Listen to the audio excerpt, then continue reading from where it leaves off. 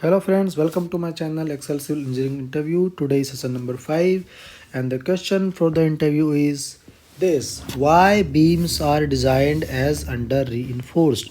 This is very common but very important question in asked in interview, and by watching this video you will be answer it very properly. Interviewer आपसे इतना खुश हो जाएगा कि कुर्सी से उठ के आपसे हैंडशेक करेगा। ओके, अब देखिए इसका आंसर जानने की कोशिश करते हैं।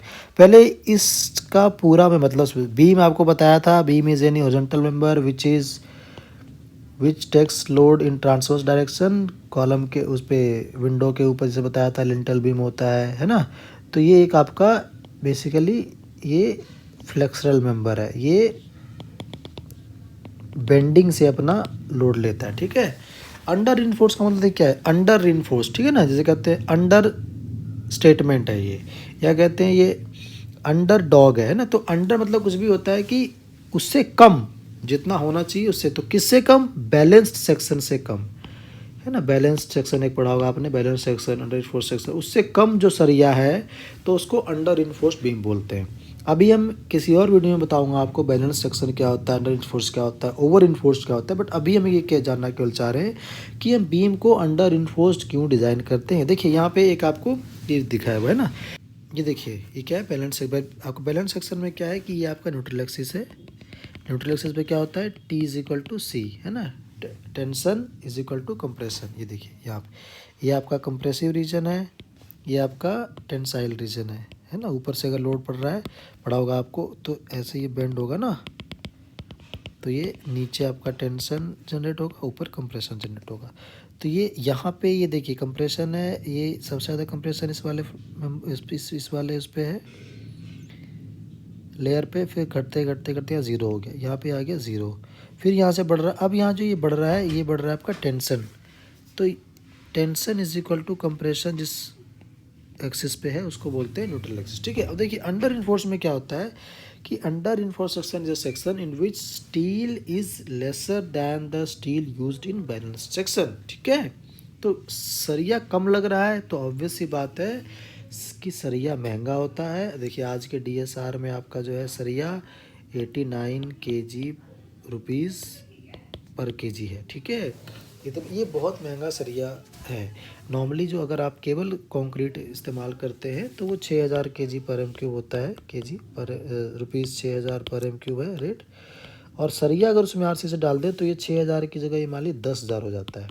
ठीक है, 4000 बढ़ गया पर एम क्यूब पे। तो इसलिए सरिया को इस्तेमाल करने की इंजीनियर का दो ही काम है, सरिया और सीमेंट, इस दोनों की क्वालिटी, इस दोनों की क्वांटिटी आपको कंट्रोल में रखनी है, एज पर स्टैंड रखनी है। ये आपने कर लिया कंक्रीट, आप इंजीनियर बन गए पक्के। बीबीएस बनाना, सरिया की क्वालिटी ठीक है कि नहीं है, स्टीरअप सही दिया है नहीं दिया, स्पेसिंग पे जो मैंने आपको बताया था पहले ड्राइंग में कि ड्राइंग पढ़ना, कितने एमएम पे स्पेसिंग होनी चाहिए, कितने एमएम का डाया का सरिया, ये सब। ठीक है, तो अब देखिए अब इसमें क्या जानना चाह रहे हैं कि ये अंडर इन्फोर्स्ड क्यों डिज़ाइन करते हैं। ठीक है, तो अंडर इन्फोर्स्ड में क्या होता है, सरिया होता है कम। अब इसके देखिए ये दो रीजंस हैं जिस कारण से हम अंडर रीइंफोर्स्ड सेक्शन डिज़ाइन करते हैं। सबसे पहले देखिए steel yield first hence strength is utilised fully. अब देखिए क्या है कि जो आपका स्टील का एफ वाई होता है ना, एफ वाई यील्ड स्टील वो होता है 250, और आपको मान लीजिए चलिए M20 ग्रेड का है तो इसका होता है 20 न्यूटन पर एम स्क्वायर इसका। अब ये देखिए अगर आपने दोनों बराबर बराबर दे दिया तो सबसे पहले कौन यील्ड करेगा? ये 20 में ही इसकी टैब बोल जाएगी और इसकी 250 में, मतलब अप्रॉक्सीमेटली 10-12 गुना बाद ये होगा अगर दोनों आपने सेम लगा दिया। तो स्टील तो आपका यूज़ ही नहीं हुआ, है ना, मतलब कंक्रीट आपका पहले फेल हो जाएगा। और ये स्टील आपका 250 अभी रीच ही, ये मान लो यहाँ 20 पहुँचा, अब मान लो आपने लोड लगाया और यहाँ 20 मान लो यूनिट का लोड लगाया और ये कंक्रीट अपने डिज़ाइन पे पहुँच गया 20 पे, फेल कर गया, और ये पहुँचा 20 पे। तो इसका जो बाकी का 250 माइनस 20 जो 230 न्यूटन पर एम स्क्वायर का आपका है स्ट्रेंथ, ये आपका रिजर्व बचा हुआ है। तो स्टील तो आप फिर अंडर यूटिलाइज कर रहे हो ना, इसीलिए अंडर इन्फोर्स यूज करते हैं ताकि स्टील पहले यील्ड करे, सरिया इस्तेमाल करेंगे कम। ठीक है, तो उससे क्या है कि जो इसकी इसका जो स्ट्रेंथ कम है ना, इसका जो स्ट्रेंथ मतलब क्वालिटी, इसकी जो क्वालिटी कम है, क्वालिटी सेंस में नहीं बस स्ट्रेंथ की, तो वो कॉम्पनसेट हो जाए, इसकी क्वांटिटी कम कर देंगे। तो क्या है, इसकी क्वांटिटी मतलब इसका स्ट्रेंथ तो ज़्यादा, क्वांटिटी कम कर दिया, तो ये कॉम्पनसेट करके दोनों, ये ऐसा ना हुआ कि अंडर यूटिलाइज है, ठीक है। इसके लिए देखिए, क्योंकि स्टील एक कॉस्टली मटेरियल है, hints under is economical, economical होता है, ठीक है। इसलिए एक तो दूसरा रीज़न देखिए क्या है, दूसरा रीज़न क्या है कि due to concept of diminishing marginal return. देखिए ये देखिए ड्राइंग है। अब क्या है कि देखिए आपने पढ़ा होगा M O R moment of resistance is equal to sigma permissible into Z, Z है सेक्शन मॉडुलस, सिग्मा परमिसिबल है आपका बेंडिंग स्ट्रेस परमिसिबल।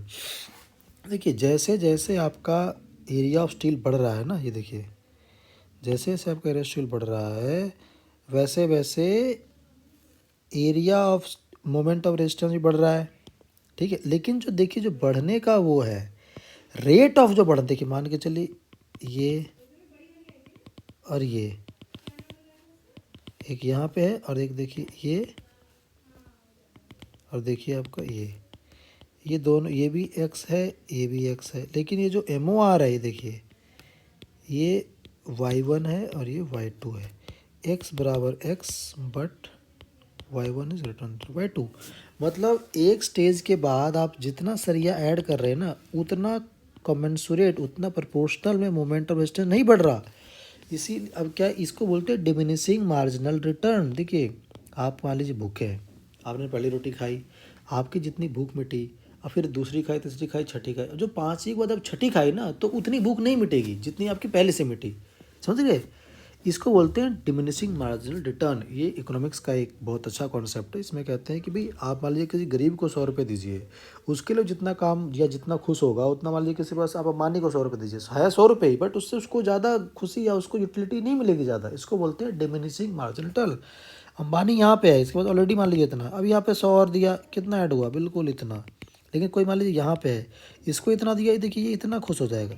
तो इसी कारण से क्या है कि अगर मान लीजिए चलिए ये इसके अंदर तक भी अगर स्टील है तो ये है अंडर रिइंफोर्स्ड, और इसके बाद अगर कर दिया ये हो गया ओवर इन्फोर्स्ड। तो ओवर इन्फोर्स्ड में क्या है कि जितना आप स्टील ऐड करते हैं उसके प्रोपोर्शनेटली उसका एमओआर नहीं बढ़ता।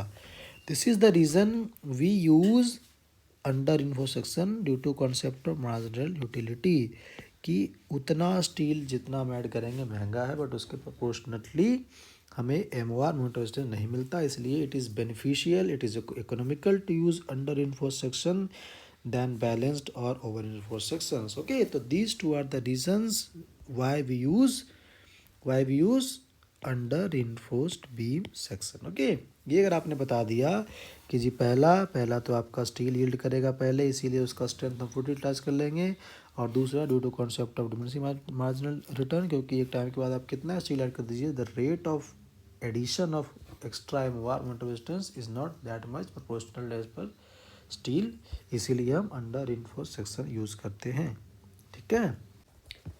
अब देखिए एक ना मैं बिल्कुल जो ऑब्वियस रीज़न है इसका कि अंडर रिइंफोर्स्ड क्यों डिज़ाइन होता है, जो आपको हर जगह मिलेगा, इसलिए इसको मैं लास्ट बता रहा हूँ लास्ट में, क्योंकि ये जो दो रीज़न्स बताए ना ये आपको कहीं नहीं मिलेगा। ये दोनों रीज़न अगर आपने अपने इनपुट में दे दिया तो इंटरव्यूअर रियली बहुत इंप्रेस हो जाएगा आपसे। बट जो ऑब्वियस रीज़न क्या है, ये स्टील क्या है कि स्टील एक डक्टाइल मटेरियल है ना। तो डक्टाइल मतलब क्या होता है कि जो स्ट्रेस स्ट्रेन का मैंने बताया था आपको, उसमें ऐसे ऐसे ऐसे, और ये जो पोर्शन है ना, दिस शोज प्लास्टिसिटी और डक्टिलिटी। डक्टाइल में क्या होता है, देखिए स्ट्रेस जो है ये सेम है बट स्ट्रेन बढ़ता जा रहा है।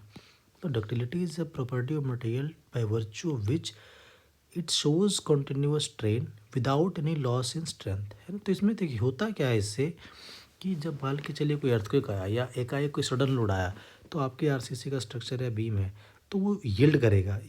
तो अगर स्टील अंडर इन्फोर्स्ड है ना, तो स्टील पहले यील्ड करेगा, और स्टील क्योंकि ये डक्टाइल है इसलिए ये डिफॉर्मेशन शो करता है। तो डिफॉर्मेशन तो बीम जो है ऐसे झुका हुआ दिखेगा। तो without like before actually collapsing beam या स्ट्रक्चर झुका हुआ दिखेगा हल्का सा, तो ऑक्यूपेंट्स को भागने का या रन अवे करने का चांस मिल जाएगा। बट अगर आपने अंडर इन्फोर्स नहीं दिया, ओवर इन्फोर्स किया या बैलेंस किया, तो क्या है कि दोनों बैलेंस के केस में दोनों एक साथ फेल होंगे या यील्ड करेंगे, और ओवर में पहले कंक्रीट यील्ड करेगा। तो कंक्रीट क्या है, concrete is a brittle material. तो ब्रिटल क्या है कि ब्रिटल जैसे ही वो यील्ड किया और बिना विदाउट एनी डक्टिलिटी, ये जो ऐसे इसमें स्टील में ऐसे होता है, तो कंक्रीट का बिल्कुल ऐसे होता है स्ट्रेस टेन, यहाँ पे सीधा ऐसे गया और ये ब्रेक कर जाएगा। तो उसमें क्या है कि आपको चांस नहीं मिलेगा, तो दिखेगा नहीं डिफॉर्म। अगर आपने इस बीम में सरिया नहीं डाला तो बीम अर्थक्वेक आया और बीम बिल्कुल भुस सा टूट जाएगा और बिल्डिंग गिर जाएगी, तो people will not get chance to run away. तो ये एक ऑब्वियस रीज़न है जो आपको नॉर्मली हर जगह बुक्स में हर जगह मिल जाएगा, इसलिए मैंने इसको बाद में बताया as a bonus point. So these three are the reasons. एक तो ये कि भाई स्टील यील्ड करता है इसलिए इसका स्ट्रेंथ प्रोडक्ट ले जाता है, ये इकोनॉमिकल होता है। दूसरा ड्यू टू दिस रीज़न, जो इकोनॉमिकल रीज़न है। तीसरा आपका क्योंकि डक्टाइल है इसलिए ये पहले यील्ड करता है तो दिख जाता है, इसलिए people get chance to run away from the structure in case of any calamity, earthquake, etc. Okay, or excessive load. So these are the reasons for this question. I hope you like this video, guys. If you like the video, please like and subscribe to my channel. Bye bye.